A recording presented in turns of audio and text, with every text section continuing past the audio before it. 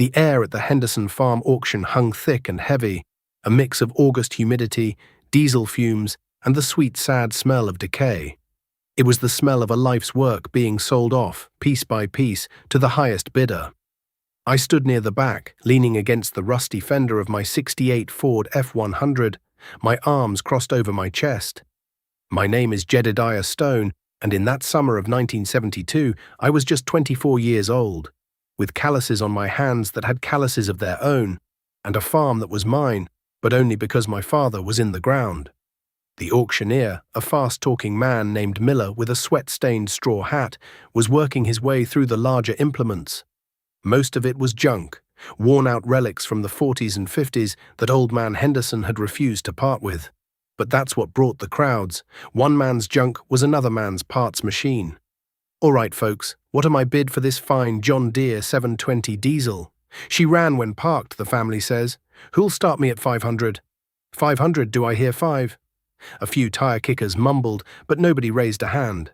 That tractor hadn't seen a drop of fuel in a decade. Its tires were cracked and flat, its green paint faded to a chalky mint, and a family of starlings had made a home in the exhaust stack. That's when Richard Peterson made his entrance. He didn't walk into the crowd, he parted it. Rich was my age, but he carried himself like he owned the county, and with the amount of debt his father had co-signed for him, the bank probably agreed. He was driving a brand-new International Harvester 1066, the tractor gleaming with a coat of red paint so bright it hurt the eyes. It had a factory cab with air conditioning, a radio, and more levers than a man knew what to do with. He killed the big diesel engine, and the sudden silence made everyone turn. "Afternoon, Miller," Rich said, his voice dripping with condescension as he stepped down from the cab. He was wearing clean pressed jeans and a new pair of boots that hadn't seen a lick of mud. "Still trying to sell that old junk?" Miller, ever the professional, just smiled. "Everything sells for a price, Rich. You looking for anything in particular?" "Just seeing what the Historical Society is collecting these days," Rich said, loud enough for everyone to hear. His eyes scanned the crowd and landed on me. He gave a slight mocking nod. "Jed, keeping that museum of yours running?" I just nodded back, not giving him the satisfaction of a reply. My museum, as he called it, consisted of my father's 1951 Farmall M, a John Deere Model B for light work, and a Massey Harris 35 combine that was older than I was. They weren't pretty, but they were paid for. Every nut, every bolt, every grease-stained inch of them was mine. That was a lesson my father had drilled into me before the cancer took him. Debt is a chain, son. You don't own the land owns you. But if the bank owns the land, they own your soul. Rich sauntered over to the 1066's massive rear tire and leaned against it, making sure everyone could see the symbol of his modern, progressive operation. He was farming nearly 1,000 acres, all of it on borrowed money, chasing the booming grain prices of the early 70s. I was farming my family's 160, the same plot my great-grandfather had broken with a team of mules. The auction moved on. A worn-out disc harrow went for $50. A hay rake with missing teeth sold for $20.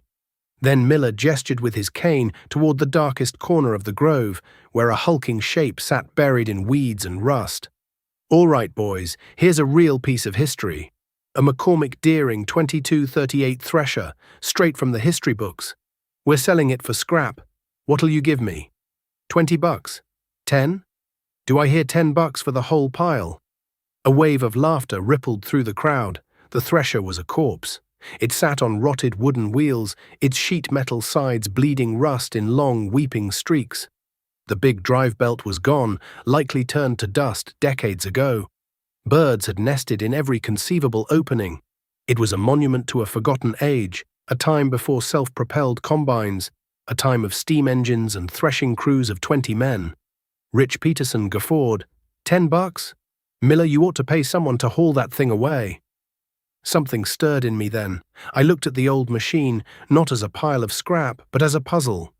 I saw the straight lines of the frame, still true despite the decay. I saw the big flywheel, heavy and honest.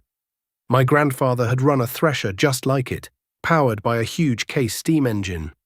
He'd told me stories of the noise, the dust, the sweat, and the satisfaction of seeing a mountain of golden straw grow behind the machine as clean grain poured into burlap sacks. $20, I said. My voice was quiet, but it cut through the murmuring. Every head turned to look at me. Miller's eyebrows shot up. Rich Peterson stared, his smirk turning into a look of genuine disbelief. "The boy bids 20, Miller boomed, finding his rhythm again. "I got 20. Do I hear 25? 25. Come on, boys. The scrap man will give you more than that." Silence. The only sound was the buzzing of horseflies and the rustle of leaves in the hot breeze. "Sold." Miller slammed his hand down on the fender of a nearby wagon. "For $20, to Jedediah Stone." The crowd parted as I walked up to pay the clerk. I could feel their eyes on me, feel their pity and their ridicule. I handed over a worn $20 bill and got my receipt. As I turned to leave, Rich Peterson stepped in my path. "Seriously, Jed," he said, shaking his head, "what in God's name are you going to do with that thing?" "I don't know yet, Rich," I said, looking him straight in the eye. "But it's mine, and it's paid for." His face tightened. For a man who had everything, or at least had the banknotes for everything, the idea of owning something outright seemed to bother him. He just shook his head again and walked back to his gleaming tractor, the king of his disposable, debt-fueled empire. Getting the Thresher home was a 3-day ordeal. I had to winch it out of the grove, jack it up, and slide a set of old running gear I had under the main axle. The tow home was a slow, creaking procession, a funeral march for a machine most people thought was already dead. I parked it behind my barn, next to a stand of bur oaks, where it looked even more forlorn than it had at the auction. For a week I just walked around it, sizing it up. The main body was a maze of belts, pulleys, and wooden shakers. The sheet metal was shot in places, but the frame, a heavy channel iron affair, was solid. The heart of the machine was the threshing cylinder, a heavy steel drum with cast iron teeth designed to beat the grain from the stalks. I put a wrench on the main shaft and leaned into it. It didn't budge. Seized solid. That first night, after a long day of cultivating beans with the farm-all, I sat on my porch, drinking a glass of cold water and looking at the silhouette of that old machine against the sunset. The ridicule at the auction stung more than I let on. They saw me as a relic, just like that Thresher. A stubborn fool clinging to the past, while men like Rich Peterson rocketed toward the future. They saw a boy trying to fill his father's shoes and failing. Maybe they were right. Maybe I was just sentimental. Maybe I was just broke. But as I sat there, I thought about the sheer, simple honesty of that machine. It was built to do one job and to do it for 100 years if you took care of it. No fancy electronics, no complicated hydraulics. Just steel, wood, and ingenuity. It was a machine a man could understand, a machine a man could fix with his own 2 hands. And in a world that was getting more complicated and disposable by the day, that felt like something worth saving. Before I tell you what I found inside that rusted-out shell, before we get into the long nights of busted knuckles, penetrating oil, and the slow, arduous process of bringing a dead thing back to life, I want to ask you all something. Have you ever bought a piece of old iron that everyone else called junk?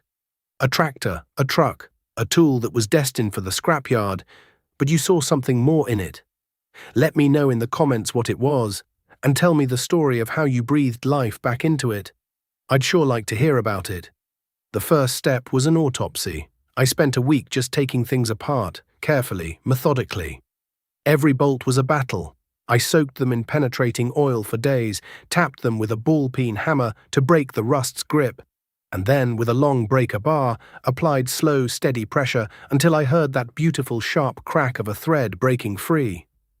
More often than not, the bolt would shear off, and I'd have to get out the drill and the easy outs, cursing under my breath. I labeled every piece with a metal tag and a grease pencil, laying them out in rows on the barn floor. The straw walkers, long wooden frames with fishback racks, were mostly rotted. The sieves, which separated the grain from the chaff, were rusted through. The big canvas conveyor that fed the machine, called the feeder house, was gone completely, leaving only a skeleton of steel. It was worse than I thought.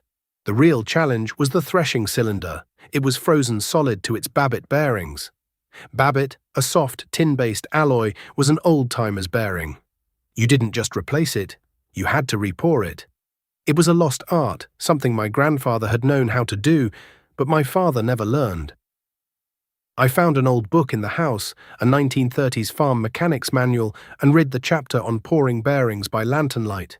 It involved melting the alloy in a ladle over a forge, building dams out of clay, and pouring the molten metal with a steady hand. One mistake, one air bubble, and the bearing would fail, destroying the high-speed cylinder. The engine that had been jury-rigged to run it at some point was a lost cause. It was an old Waukesha four-cylinder, and the block was cracked from a winter freeze decades ago. I'd need a new power source. The Farmall M had a belt pulley attachment, a direct output from the transmission designed for just this kind of work. It would be a perfect match if I could get the Thresher running. Word got around the county, as word always does. My project became the running joke down at the co-op. I'd go in for a bag of seed corn or a hydraulic fitting, and I'd hear the whispers. Hear Jed Stone's building a time machine in his barn. Nah, he's just collecting scrap, saving the junk man a trip. Rich Peterson was the worst. He'd drive by my place on his way to a field he'd just bought, slowing his new pickup down just enough to look over at the disassembled thresher spread across my yard like the bones of some prehistoric beast. He never stopped, just gave a little shake of his head and a pitying smile before speeding off in a cloud of dust. That fall, the harvest was tough. The old Massey Harris combine broke down 3 times. First, a main drive belt snapped, and I had to stitch it back together with baling wire to finish the row. Then the unloading auger jammed, and I spent half a day in the grain tank, scooping out corn by the bucketful until I could free it. Each breakdown was a stark reminder of my limitations, of the thin line I was walking between solvency and failure. Every time I saw Rich Peterson's new Gleaner N6 roaring across a field, its lights blazing long after dark, I felt a pang of something I didn't want to admit was envy. He could harvest more in one day than I could in a week. Winter came early that year, a hard, bitter cold that settled deep into the bones of the land. The barn was drafty, my only heat coming from a pot-bellied stove in the corner that ate wood as fast as I could cut it. But the cold was a blessing in a way. The farm work was done, and I had nothing but time. My nights were spent at the forge, heating, hammering, and shaping. I fabricated new parts, patched the rusted sheet metal with steel from a wrecked grain bin, and slowly, painstakingly, began the reassembly. I found a sawmill over in the next county that still cut white oak to order. I took the old rotted pieces of the straw walkers and the shaker arms and used them as templates, cutting and drilling new ones from fresh, strong lumber. The smell of sawdust filled the barn, a clean, hopeful scent that pushed back against the stink of rust and oil. The hardest part was pouring the Babbitt bearings. I built a small fire in the forge and melted the alloy, my face shielded from the heat. My hands shook as I poured the shimmering liquid metal into the mold I'd built around the main shaft. I held my breath, listening for the hiss and crackle, praying I'd done it right. I had to do it 4 times on the main cylinder shaft before I got a pour I was satisfied with, free of pits and imperfections. After it cooled, I spent days with a hand scraper, a tool that looked like a sharpened file, slowly shaving away microscopic layers of the soft metal, checking the fit against the shaft with bearing blue, until it was perfect. It was tedious, soul-crushing work. There were nights I'd sit down on a feed sack, my hands raw and my back screaming, and think Rich and all the others were right. I was a fool. I was wasting my life on a ghost. But then I'd look at the progress. I'd see a pulley I'd freed up, a shaft I'd polished, a new piece of oak I'd fitted, and I'd feel a flicker of my father's stubborn pride. This was real. This was mine. No banker could ever take this work away from me. By the spring of 1973, it was starting to look like a machine again. I had it mostly reassembled, though it was a patchwork of new steel, new wood, and old scarred iron. I hadn't tried to run it yet. I was waiting, making sure every single moving part was perfect. That spring, I used my meager savings to buy a new set of heavy-duty canvas belts from a specialty supplier I'd found in a farm magazine. They cost more than I'd paid for the entire machine, a gamble that made my stomach churn. That summer, I got my first small victory. I harvested 10 acres of oats, a crop nobody much bothered with anymore. Instead of using the old combine, I cut it with a sickle bar mower and raked it into windrows to dry. Then I hauled the shocks to the barn and stacked them next to the thresher. The day I decided to try it was hot and still. I backed the Farmall M up to the thresher and spent an hour lining up the belt pulley perfectly with the thresher's big flywheel. The long, flat belt, a single continuous loop of canvas nearly 50 feet long, sagged between the two machines. I took a deep breath, climbed onto the Farmall's iron seat, and pushed the starter. The old tractor barked to life, settling into its familiar, loping idle. Slowly, carefully, I engaged the PTO. The belt pulley began to spin. The long, flat belt twitched, tightened, and then began to move, a slow, hypnotic rhythm. It snaked its way toward the thresher's flywheel. The wheel began to turn, hesitantly at first, then faster. A groan echoed from the machine's iron guts, the sound of parts that hadn't moved in 30 years being forced back into service. The whole machine shook. Dust, chaff, and the mummified remains of long-dead mice erupted from every opening. I let it run for 10 minutes, the noise a deafening cacophony of squeaks, groans, and rattles. Then I throttled the Farmall down and killed the engine. The thresher coasted to a stop with a long, dying sigh. I walked over to it and laid my hand on the main bearing housing. It was warm, but not hot. A good sign. I spent the next hour adjusting, tightening, and lubricating. Then I started it up again. This time I grabbed a pitchfork and tossed a single sheaf of oats into the feeder. The machine swallowed it whole. For a moment, the engine bogged down, and then, with a great roar and a shudder, it digested it. A puff of straw shot out the back from the blower pipe, and from a small chute on the side, a tiny trickle of clean, golden oat grains spilled into a bucket I had placed there. I stood there, covered in dust, sweat stinging my eyes, and I grinned. It worked. It actually worked. The year was 1974, and the world was changing. Grain prices, which had been climbing steadily, suddenly exploded. A massive sale to the Soviet Union, what the papers were calling the Great Russian Grain Robbery, sent corn and soybean prices to levels no one had ever seen before. A wave of optimism, bordering on hysteria, swept through the heartland. The mantra from the banks and the universities was, "Get big or get out." Farmers were told to plant fence row to fence row, to borrow whatever it took to buy more land and bigger equipment. The future was here, and it was shiny and expensive. Rich Peterson was the poster boy for the new era.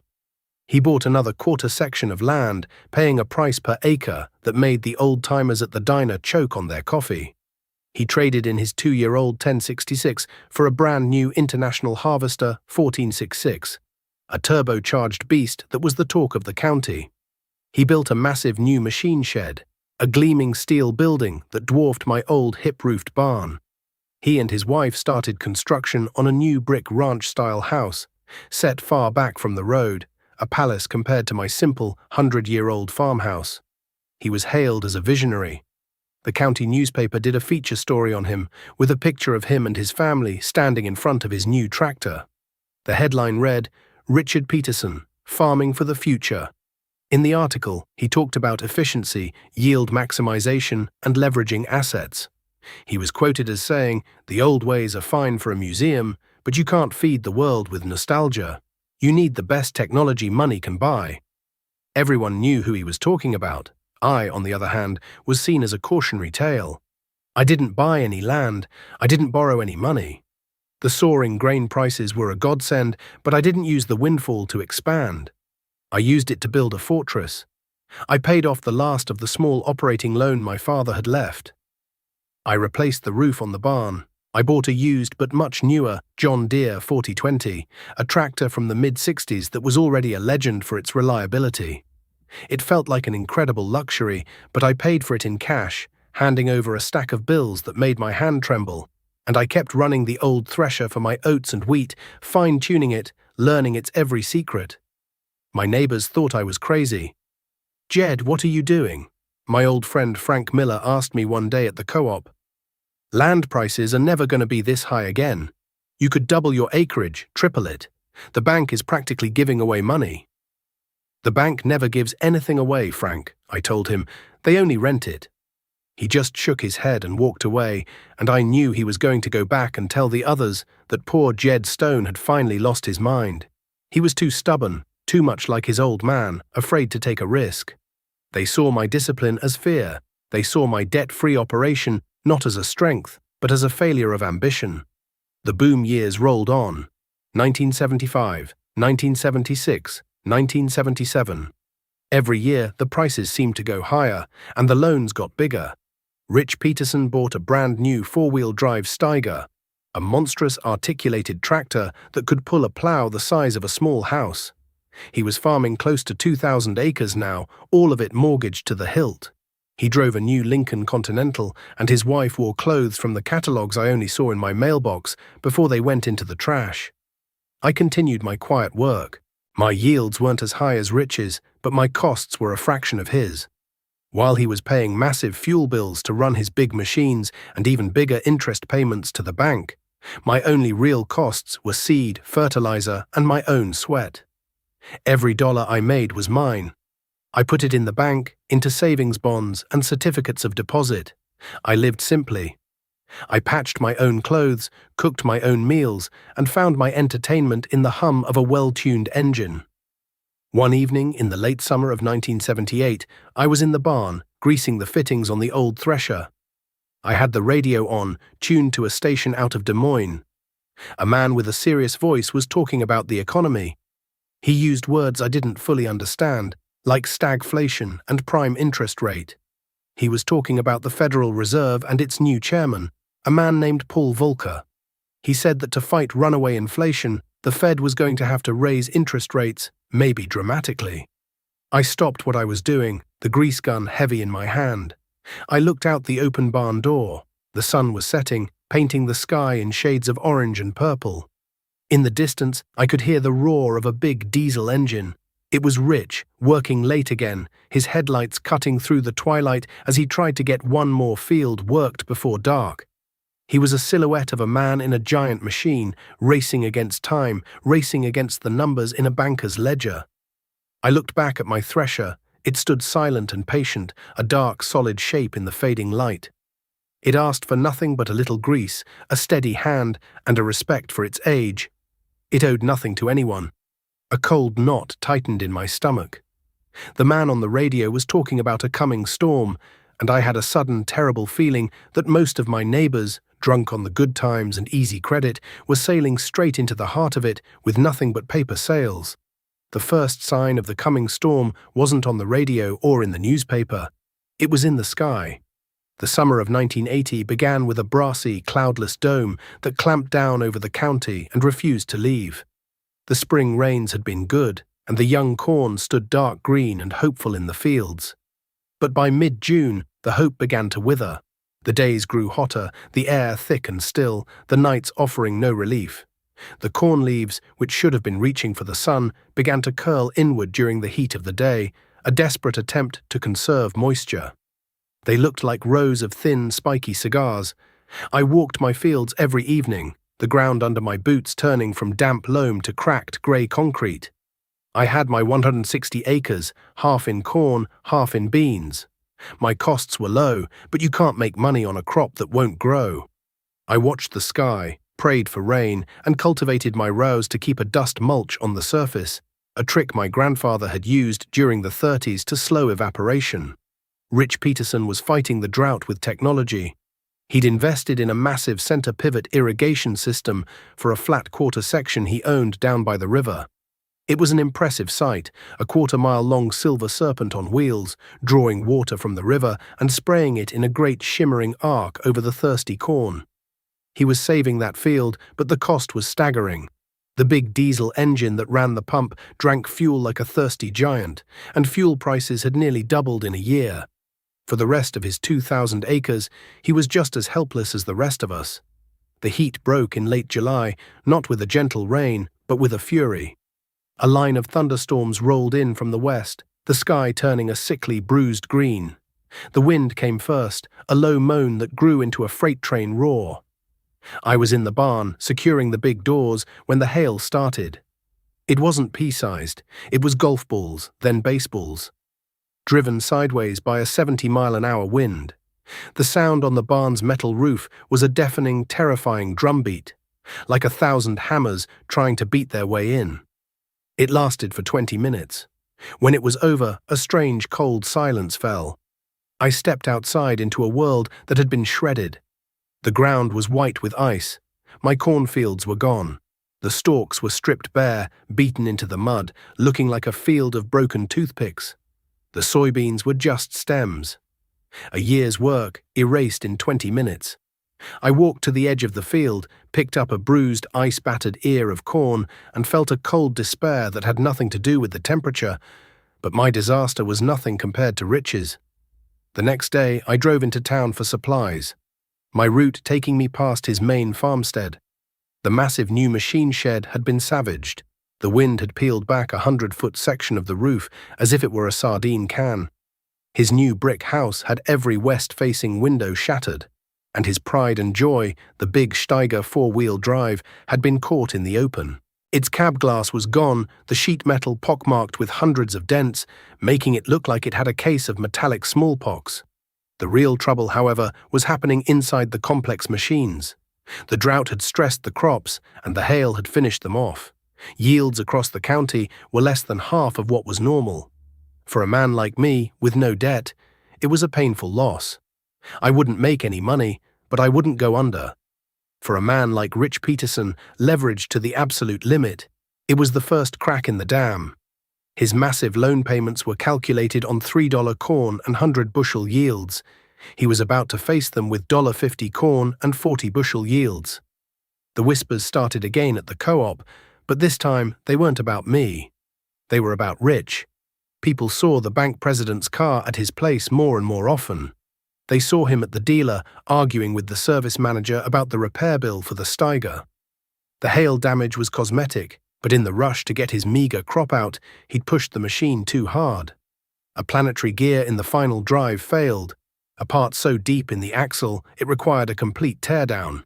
The bill was $5,000, and the tractor was down for 2 critical weeks of harvest. He had to hire a custom harvester to finish, another expense he couldn't afford. That winter, the real storm hit, not a storm of wind and ice, but of numbers on paper. Paul Volcker and the Federal Reserve, in their war on inflation, cranked interest rates to levels that were unimaginable. The prime rate hit 21%. Rich's operating loans, which he had to renew every year, were all on variable rates. Suddenly, the cost of the money he had borrowed to buy all that land and all that iron more than doubled. It was like trying to run a race with an anchor chained to your leg. He started selling things off. First went the small herd of cattle his father had always kept. Then a parcel of land, one of the first 80-acre plots he'd bought. He had to sell it in a hurry, and the word was out that he was in trouble. He got 2/3 of what he'd paid for it just 4 years earlier. Land values, the foundation of every farmer's net worth and the collateral for every bank loan, had started to slide. The boom was officially over. The bust had begun. I saw him at the gas station one cold day in February. He was filling a 5-gallon can. He looked thin, his face pale and drawn. The confident swagger was gone, replaced by a weary slump in his shoulders. He was driving his old work truck, not the Lincoln. He saw me, gave a curt, almost imperceptible nod, and looked away, as if ashamed to be seen. He was no longer the king of the county. He was just another man with too many bills and not enough money, and the look in his eyes was one of pure, hunted fear. The spring of 1982 was the quietest I ever remember. The frantic energy of the 70s, the roar of big tractors working day and night, was gone. A stillness had settled over the countryside, the stillness of fear. For sale signs, handwritten and nailed to fence posts, began to appear along the county roads. They were for machinery first, a planter here, a disc there. Farmers were trying to sell off non-essential pieces to raise enough cash to buy seed, but nobody was buying, everyone was broke. The auction notices started appearing in the weekly paper in May. At first it was just a few small operators going under. Then the names got more familiar. By July the Henderson auction seemed like a distant, almost innocent memory. Now the auctions were wakes. Families stood by, their faces blank with shock, as their entire lives were sold off, piece by piece, to a crowd of neighbors who were terrified they'd be next. The notice for the Peterson Farms auction ran in the first week of September. It wasn't a voluntary sale, it was a foreclosure. The bank was calling the notes. The list of equipment filled half a page. The Steiger, the 1466, the Gleaner N6 combine, planters, plows, wagons, all of it less than 10 years old, all of it bought on the promise of a future that had never arrived. The sale also included 1,800 acres of prime farmland and the new brick house. I went to the auction. I felt I had to. It felt like watching the end of an era. The crowd was huge, but somber. There was no festive atmosphere, no friendly chatter. It was a funeral. The bank had hired Miller, the same auctioneer from the Henderson sale, but today his voice lacked its usual snap. He knew he was presiding over the dismantling of a man's soul. Rich was there, standing beside his father near the new machine shed, the one with the damaged roof that had never been properly fixed. He wore a faded work shirt and the same muddy boots as everyone else. He looked 10 years older than he had the last time I'd seen him. His father, a man who had always been hale and hearty, looked frail, broken by the weight of the guarantees he had signed. The new brick house stood empty behind them, a monument to a dream that had turned into a nightmare. I watched as the gleaming red and green machines were paraded before the crowd. The bidding was sluggish, pathetic. The big Steiger, which had cost Rich over $100,000, sold for $30,000. The N6 combine, barely 5 years old, went for a quarter of its original price. The buyers were mostly out-of-state investment groups or large-scale operators from other areas, vultures picking over the bones. No local farmer had the money or the credit to bid. As the machinery sale wound down, I saw Rich walk away from the crowd, heading toward the old family farmhouse, the modest white two-story where he'd grown up, which sat on the original 80 acres his grandfather had homesteaded. That parcel was being sold too. It was all part of the same bankruptcy. I didn't bid on any of the big equipment, I didn't need it, and I couldn't afford it, even at those prices. But when Miller started the land auction, I paid attention. He sold off the big parcels first, the ones Rich had acquired during the boom. They went cheap, bought up by the same faceless investment companies. Finally, he got to the last parcel. Lot number 7, folks, the original Peterson homestead. 80 acres, includes the original farmhouse, barn and outbuildings. My heart started to pound. This wasn't just land, this was a family's history. An opening bid was made, low and insulting. Another bidder, a man in a suit I'd never seen before, raised it slightly. I thought of my own farm, my own family's legacy, the 160 acres that had been in my name since my great-grandfather's time. I thought of my father's words about the bank owning a man's soul. I raised my hand. The man in the suit looked over at me, annoyed. He raised my bid. I raised him back. We went back and forth, the numbers climbing slowly. The crowd grew quiet, watching. They knew me. They knew what this meant. This wasn't about profit, it was about something else. Finally, the price reached a level that was fair, but far from the inflated highs of the 70s. The man in the suit hesitated, shook his head, and turned away. Sold. Miller's voice cracked just a little. To Jedediah Stone. I felt a wave of nausea and relief. I had just spent nearly every dollar I had saved, every penny of the fortress I had so carefully built. But as I walked to the clerk's table to sign the papers, I knew I had done the right thing. I didn't own the land, I was just its caretaker, and this piece of land needed to be cared for. While my neighbors were going bankrupt, I was surviving. The drought and hail of 1980 had been a setback, but the following years brought enough rain to make a crop. The prices were in the cellar, but my costs were so low that I was still turning a small profit. The John Deere 4020 did the heavy work, the old Farmall M handled the cultivating and lighter tasks. They were simple, reliable machines, and when something broke, I could fix it myself with a wrench and a welding torch. I had no interest payments, no equipment leases. The farm was a closed loop. The money came from the ground, and what little was needed to keep going went right back into it. I even found a new use for the old Thresher. With cash so tight, a few of my neighbors had started planting small fields of oats again as a cheap feed for their livestock. They couldn't afford to have a custom harvester come for just 10 or 15 acres. I offered to do it for them with my rig. It was slow, labor-intensive work. We had to shock the oats by hand, then haul the wagons to the thresher. It was like stepping back in time 40 years. But at the end of the day, they had a bin full of clean grain and a stack of straw for bedding, and I had a little cash in my pocket or a side of beef for my freezer. The machine that had been a joke was now a tool of survival, a symbol of a different kind of wealth. The day after the auction, I drove over to the Peterson homestead. The place was deserted, an eerie silence hanging over it. A notice of eviction was tacked to the front door of the old farmhouse. I found Rich in the barn, the same barn where he and I had played as kids. He was sitting on an overturned bucket, staring at nothing. He didn't seem to hear me walk in. "Rich," I said softly. He looked up. His eyes were hollow. "Come to gloat, Jed. Come to see what's left of the great visionary." "No," I said. "I came to make you an offer." He gave a bitter, humorless laugh. "An offer? I've got nothing left to sell." "I know," I said. I took a deep breath. "I bought this place, the original 80, the house and the barn." He stared at me, his expression shifting from bitterness to confusion. "You? Why in God's name would you do that?" "Because it's a good farm," I said, which was only part of the truth. "And it needs a good tenant. I'll rent it to your folks, for $1 a year. They can live in the house as long as they want, and your dad can farm the 80. It's not much, but it's a start."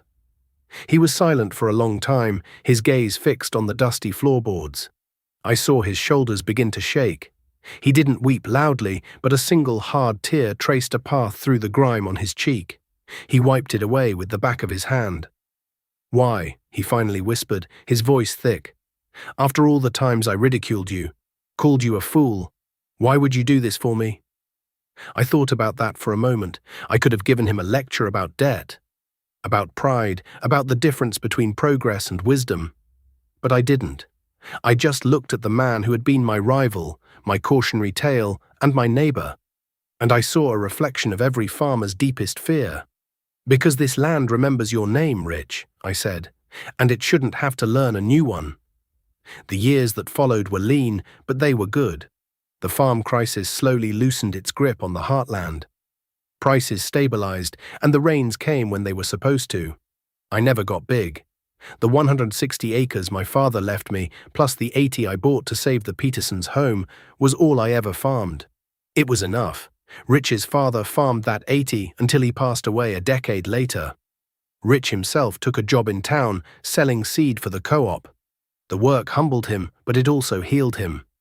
He knew the farmers' struggles because he had lived the worst of them. He became one of the best salesmen they ever had. Not because he was slick, but because he was honest. We never became close friends again, the way we were as boys.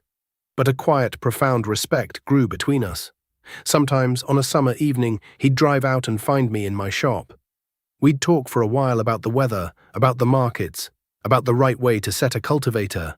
He never again mentioned the auction, and I never mentioned the rent. We didn't have to. I married a schoolteacher from town, a woman named Sarah who understood the rhythms of the farm and wasn't afraid of hard work. We had a son, David. He grew up in the cab of the 4020, his little hands covering mine on the steering wheel. One Saturday in the late fall, when David was about 15, we were in the barn. We had just finished threshing our small patch of oats, a tradition we kept up every year. The air was thick with the sweet, dusty smell of straw and the faint scent of warm oil from the farmer's engine. The old McCormick Deering thresher stood in the center of the floor, magnificent in its old age, its patchwork of new wood and scarred metal telling the story of its second life.